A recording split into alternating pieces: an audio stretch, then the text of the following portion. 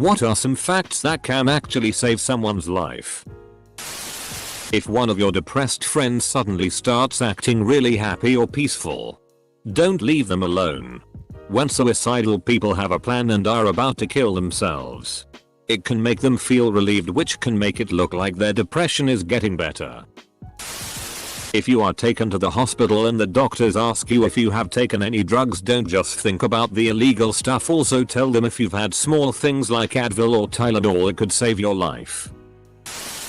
If you ever find yourself in a car that has driven into a body of water where your vehicle will sink, roll the windows down immediately and get out ASAP. If you leave them up, the pressure of the water outside your car will make opening the doors very difficult and the battery may short out afterwards, so the option will go away. Then you'd need to break the windows or push out the windshield, neither of which are easy, especially on limited oxygen. If the windows are open, water can get in, but that equalizes the pressure so you can still open the door easily and get out in time.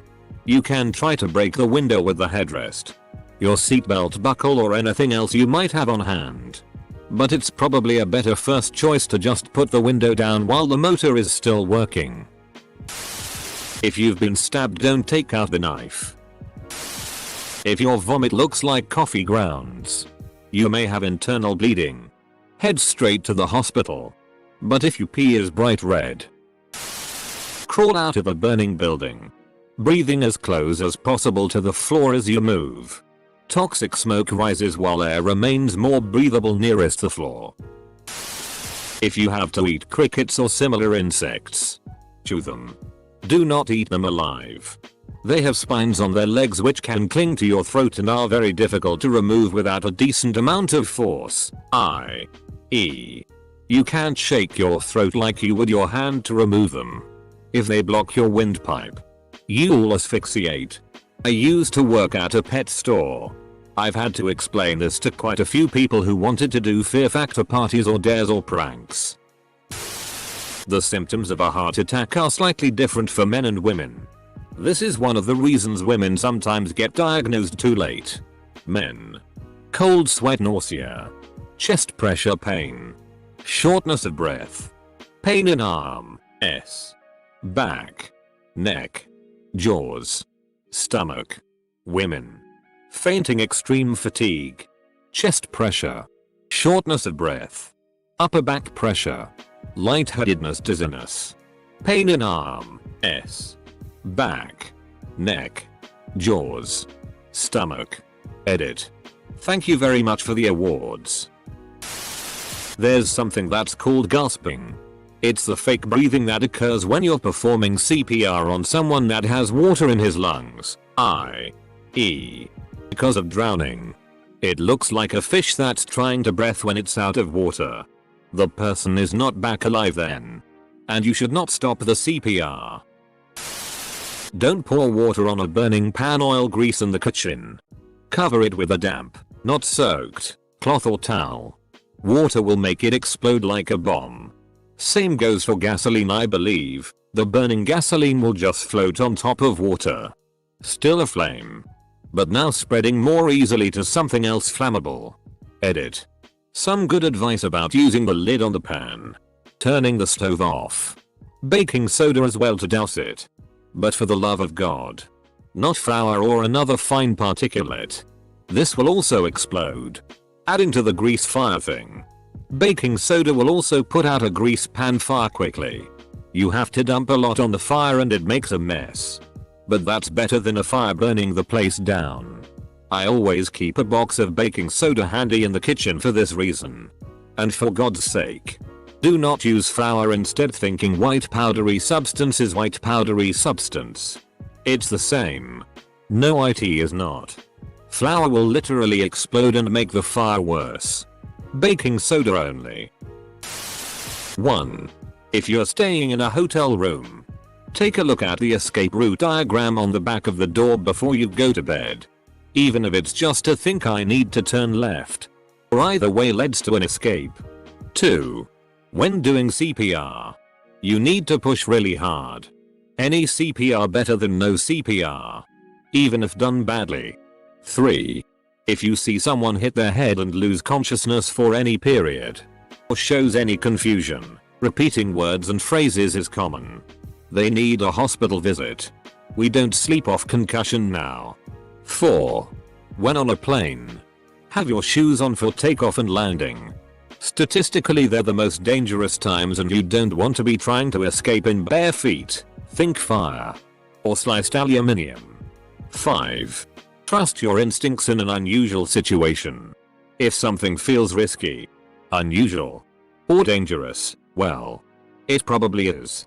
4 billion years of evolution gave us our survival instincts, and since they're usually run away, they're unlikely to make the situation worse. Restraining someone who is having a seizure or fit does more damage than you think. Instead, clear the area and place a pillow or something soft behind their head, only if possible, to stop them hurting themselves.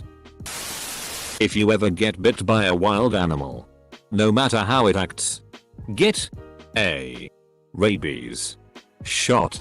Rabies becomes a death sentence upon the onset of symptoms. Addiction creeps up on you. If people stumble for no reason and sound drunk but haven't had alcohol, ask them to smile. If it looks weird one side is drooping, get them to a hospital ASAP. High chance it is a stroke. Plus, people of every age can have a stroke. Do not pick up a person that has fainted. Instead, lift their feet above heart level and keep at it till they wake up to make the blood flow back in their head to deliver oxygen. Thank you. I fainted once giving blood at work and they propped me up in a chair where I continued being lightheaded. I managed to stammer out that I wanted to lay down, but I was physically pushed back into the chair until I mustered enough energy to half shout move. And then I lay down on the floor and put my knees up, and a few minutes later I was fine.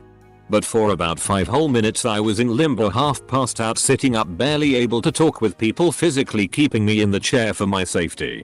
I explained to everyone how wrong that is and that you can't keep a person who has fainted upright. In an emergency around any other people, be intentional and specific with people. Do not shout into the void. Someone call for help. Make eye contact with someone. Make sure they know you are talking to them. Tell them what you need. Sir in the blue shirt, call an ambulance. Mom with the green jacket, go ask the barista for a clean towel. You with the hockey mask and machete, watch this baby. Studies have shown that the assumption that someone else will do something is ingrained within people, and often they will not help without specifically being talked to.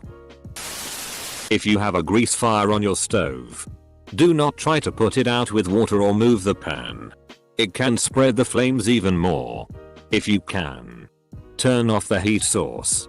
You can put it out by smothering it with a lid, dumping salt or baking soda on it, or use a fire extinguisher if necessary.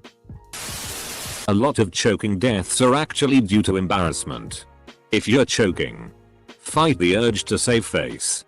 Don't go to the bathroom to fix it yourself. Don't sit silently and try to spit up the food yourself. Someone in one of my first aid classes talked about this when the instructor asked if anyone had ever performed CPR or the Heimlich maneuver. This woman was at some sort of conference, and at lunch a guy at her table suddenly stood up and walked quickly out of the room. She had a bad feeling, so she followed him out and found him choking in the hallway. She saved his life. Edit. Just to clarify, I was in a first aid class and the instructor asked that question about our first aid experiences. A woman in the class told a story about an experience she'd had several years before at an unrelated conference where she had to perform the Heimlich maneuver on a guy. Another guy in the class talked about having to perform Heimlich on his wife one time. If you are stranded in the desert, do not drink the water in a cactus. If you have no other option than to fight someone with a knife, you will be cut. Accept this fact. And just make sure those cuts are only on your hands, arms, while you do everything you can to gain control of the knife, disarm the attacker or defeat him/her. Your jacket or shirt is also a very valuable tool if anyone is trying to stab or slash you, providing you have time to get it off. You can hold it in between both hands and use it to effectively parry or trap and wrap up anything from a pocket knife to a machete. touching an electrified object if you touch an object with the internal side of your palm. The electricity will make the fist squeeze and you won't be able to jump away. In this situation, it is better to touch something with the back of the palm most of this way. It'll be easier to pull the hand away. When needing 911 but you can't speak due to danger or what have you, call and remain silent on the line. The operator, after first answering and repeating their answer a second time, will go silent. They are listening for verbal and background cues. If they hang up thinking it's a pocket dial, don't despair, call back. The system will log it as a callback. The operator, after listening, will then go into a non-verbal call. They will ask you to press a button if you have an emergency and cannot speak. Press the key they ask for. Go through the call answering using the non-verbal options. They are all trained to do this, and often police will arrive in silent dispatch to not endanger you further. They are coming. Stay on the call and keep pressing the keys as applicable. This is a two-parter. I live in the Midwest and I'm shocked at how many people think that the Great Lakes don't have rip currents. So my first is that, yes, the Great Lakes have rip currents. Second, to get out of a rip current, swim parallel to the shore until you are sure the current has let you go. Don't fight to swim toward shore. You will tire yourself out. I know this second fact is something pretty widely known. But if there are a lot of people think lakes don't have rip currents, they may not have paid it any mind either. Never trust that a fire has been properly extinguished. Have a plan to monitor that area for hours after you've seen the last ember. Update. Hey, thanks for the Silver Plus awards. You can ask Siri to call an ambulance for you in an emergency. Me. Siri, call me an ambulance. Siri. Okay. From now on. The headrest on car seats can typically be removed, and the little metal bars that connect the seat to the headrest can be used to break the car's glass windows in the case of being trapped in the car due to an accident or any other situation that results in being trapped. If you almost drowned and you have trouble breathing afterwards, you should go to the hospital. You can experience dry drowning, where you die hours later due to inhaled fluid in your lungs. If someone shouts take cover, don't ask why. Even if your phone says you do have service, likely you can still dial 911. Due to FCC regulations, carriers are required to let a 911 call through regardless of if you use their service or not. So as long as you're in range of a tower, you can still call for help. If someone has been in a car accident, do not move them unless it is absolutely necessary, like if the car was burning. Moving them can actually do more damage if they have internal injuries or injuries to the spine and head. Just keep them talking and try to keep them calm until paramedics arrive. EpiPen. And always hold it with a gorilla grip, not with a thumb over an end. Here's a fact. You should take a first aid first responder course and keep up on your medical training. Most of these tips are things you learn in those classes, and having those skills is always useful. This thread gives me anxiety because I know as soon as I leave it I'm going to forget 110% of everything I read. If you're at the beach and the water level is significantly lower than normal, get to high ground as soon as possible. When a tsunami is about to occur, the shoreline recedes, exposing parts of the beach that usually aren't exposed. Edit. If you get a sudden, severe headache during sex, especially after orgasming, head to the ER stat. This can be a symptom of a subarachnoid hemorrhage and can be life-threatening. If at any point you need to do CPR, or if you like darker humor, Another One Bites the Dust also works for CPR. 3 facts that work together. Venom kills you slower if you're calm. Because of your slow heart rate, forcing you to think rationally calms you down. One way to do the above is by counting 5 things you can see, 4 things you can hear, 3 things you can touch, 2 things you can smell. See. Snake bite. Snake. Friggin' blood. Snake bite. Endless mountain path to help. Here. Slithering snake. myself dying, my heart racing, my friends frantically yelling, touch, the dirt I'm lying on, the pain from this iron bite, all this heat around my ankle, smell, my own, something worse than, taste. I think that's snake venom I taste. I don't think this worked. The rule of 3. You can survive 3 hours unsheltered in harsh conditions, 3 days without water, 3 weeks without food. If someone is having a heart attack, immediately have them chew an aspirin to quickly thin their blood. It could save their life while being brought to the hospital. Rat poison isn't exclusive to rats. One symptom of diabetes is your urine attracting ants and seeing them crawling in and around the toilet. It's gross, but it makes sense. Go to the ER if a cat bites you hard enough to puncture your skin. They have nasty bacteria in their mouths and you can get a serious infection. I had 2 friends almost lose their arms to house cat bites. If you can't do a pull-up, the Heimlich maneuver is meant to save someone's life, not to make them comfortable. If you have to break few ribs to save someone from choking, do it. If you're about to fall from a possibly dangerous height, jump. If you jump, you're most likely to end up landing on your legs as opposed to your back, neck, etc. etc. No matter which height. Leaves of 3. Let it be. Leaves of 4. Asking if someone is thinking about hurting themselves cannot implant the idea of suicide into their head. But asking can let them know that you care about them and help start a conversation that led someone towards recovery. Shelter means bed, not roof. The ground absorbs much more cold than the air. If someone is drunk and sleeping it off, make sure they are not sleeping on any of their limbs. Depending on how drunk they are, they might not respond to that sensation of their arm falling asleep. Because of that, they won't move and it could lead to them losing too much blood in that limb to the point that they could lose it or worse. When giving CPR, make sure there is someone else nearby to also give CPR because you can quickly tire yourself out constantly giving chest compressions. If you find yourself on train tracks and a train is heading in your direction, go left or right. The way we've been taught to spot a heart attack is pretty much exclusive to men. Heart attacks in women generally present with shortness of breath, with or without chest pain, and back, neck, jaw or stomach pain. Don't ever yell heads up. If something is falling, people instinctively look up and will probably catch it in the face. I read this info from someone before. He said that he learned that if a stranger walks up to you and asks for the time, make sure to keep looking at him.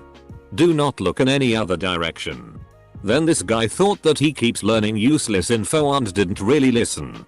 One time, it was nighttime. Someone came up to him and asked what time is it. He remembered what he learned days ago and raised his arm to read the time from his watch because he has to not look away. The stranger then asked him more questions about the nearest restaurants and is the car yours? While pointing at an expensive car. The guy didn't look away and said nope. Eventually the stranger walked away in a huff. The lesson here is, if a stranger asks you for the time, don't look away. Keep looking at his eyes no matter what. Again, this was not made by me. It's from some person who said that in a similar post. If someone attacks you and you are forced to fight back, make sure and aim for the throat because it will cause them to have difficulty breathing and possibly muscle spasms which restricts the passage of air. Aim for the nose, doing this will shock them and cause a shocking pain. And a place to hit them is the solar plexus, doing this will knock the wind out of them and give you time to catch yourself and run. Appendicitis. Gut pain that localizes to the lower right hand side. Sometimes, but not always, pain on lifting the right knee. Ditto vomiting. From onset of first symptoms you have 24-48 hours before it bursts. As soon as you can think maybe appendicitis, you need to be heading to a doctor. Preferably at a medical location that can do surgery. If you're driving in a car and suspect you're being followed, take 4 left turns. If the other car is still behind you, call the police. Taking 4 immediate turns in the same direction will result in you going around in a circle and reaching your starting point again.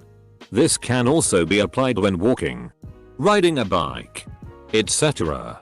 However, in these instances it's best to find safety immediately, i.e., a crowded and public area, and not second guess it. If someone has a knife, you are in danger from 20 feet away. 20 feet is 2 seconds. If you have a gun and need to draw it when they start running at you, you will be stabbed before you can shoot them if the attacker is 20 feet away or closer. Mythbusters proved this to be true. The Tula drill is used to train for defense against knives and melee weapons. Poppers. Amyl nitrite is antidote against cyanide. This may be obvious to others, but I didn't find out until my health class. So here's my tip.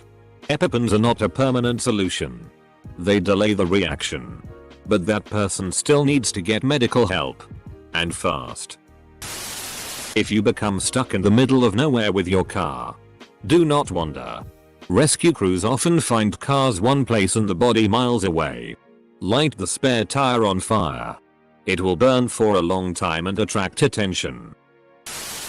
Before eating something you don't know, rub it on your skin first. After a while, if no irritation occurs, you can try a small nibble. Never ever drink salt water. Applying strong constant pressure to a bleeding wound can add precious time to keep someone alive. Never accept uncovered or already opened drinks. If you see a bomb technician running, do not pour water on a grease fire. If you are skydiving and your parachute fails, aim for trees, snow or rooftops. Not water, because water doesn't compress and you will stop immediately. Tuck your head with your hands around the back of it. Put your legs facing down and a little bit in front of you. They will break into little tiny pieces, but they will cushion your fall slightly. If you do all of those things, it's possible that you will actually survive. If you have a bad nosebleed, don't look up to try and stop the bleeding. Look down so it falls out the front. Never have high expectations. Bears do not like being tickled. Don't do dumb things, play on dangerous places. Much more simple than many other advices, but probably one that it followed could save tons of lives. PD. Also, read the other advices. Many of them are really important and easy to follow. Edit. Grammar correction. Don't swallow a bunch of dry chia seeds and then drink some water. Suckers absorb a lot of water and could clog your throat. Don't be stupid. Don't get into debt if possible. Inflammable does not mean non-flammable. Never treat traffic lights as a race start light, as trucks just don't care how red the light is when they can't stop in time. If somebody is trying to kidnap you, act like they're a zombie in a video game and try to kill it. Dehumanization plus the urgency of the situation is enough to take out people who you'd otherwise consider way too strong to fight. Never allow the kidnapper to take you to a secondary location. The 3-3-3 rule. 3 minutes without air. 3 days without water. 3 weeks without food. Do not let people who are drunk sleep on their back. If for some odd reason you are stuck near wild animals, do not move. Chances are, you are scared of it as much as it's scared of you. Just move as slowly as possible. The more you move, the more it moves. And remember, you have no chance of getting it alone. The calmer you are, the calmer it is. Also, don't make eye contact. Just act calm. Stay in place. And very slowly move out of the place of danger.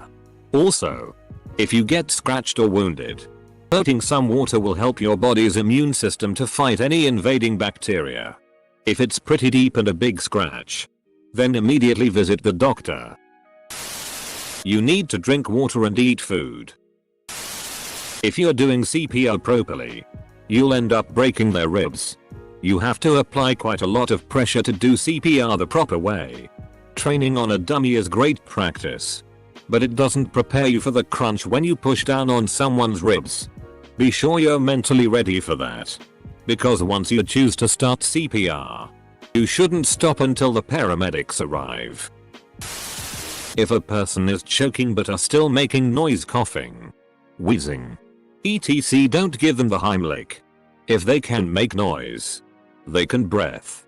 You'll risk getting whatever is in there lodged even deeper and could completely occlude their airway. Instead, try to keep them calm and encourage them to cough.